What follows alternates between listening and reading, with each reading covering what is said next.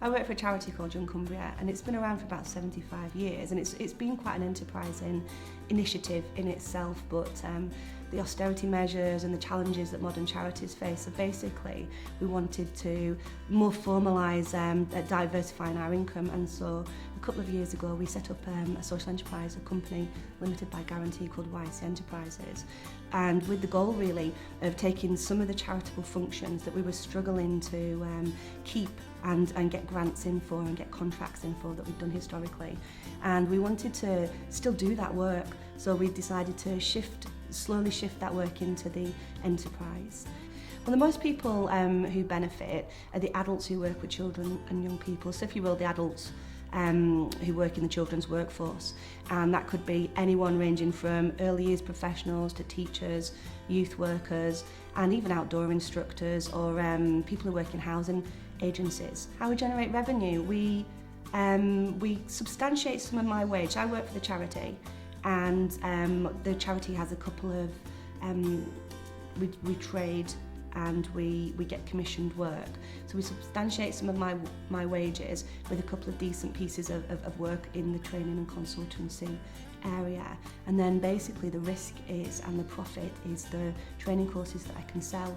So I'll target organisations such as schools, youth work organisations, art centres, outdoor centres, and I'll try and sell them products that I think are going to be really beneficial to their staff. The biggest challenge for us really has been that I work for a charity, and I'm only part-time for that charity, so I work 25 hours. Some of the work I do for the charity maybe kind of takes 10 to 15 hours of my time per week.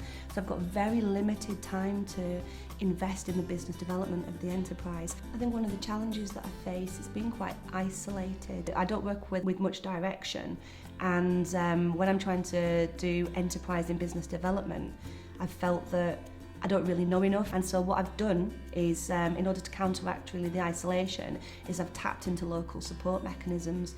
So Cumbria's Social Enterprise Partnership was one, and I'm on a lot of online support services. One piece of free support I've had, it's been through a project called Big Cumbria, and that's organised by a company called Commendium, and they've just basically come and they've given me 4 or 5 free sessions on building a website.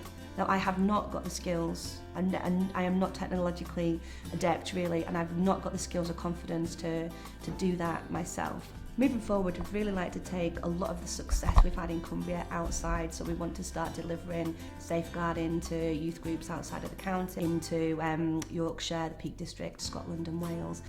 I think it would be not to rush into it, but also not to wait. Don't wait until you've got a really smart logo. Don't wait until your website is absolutely amazing and you've written a few blogs. Actually start organically, because some of the best success we've had is through word of mouth. And I've not had to make posh flyers, and I've not had to invest in that yet. And I think they're starting to come to a time where I need to think about it, and I need to kind of look and feel more professional. But actually, if we'd have waited until we'd had all that, we never would have got off the ground. I think higher education institutions like University of Cumbria could fuse that kind of bond between vocational and academic qualifications, and maybe make some recognition or some accreditation for social enterprise leaders a little bit more accessible. And so thinking of evening and weekend study with the kind of realisation that folk are already working flat out in the daytime.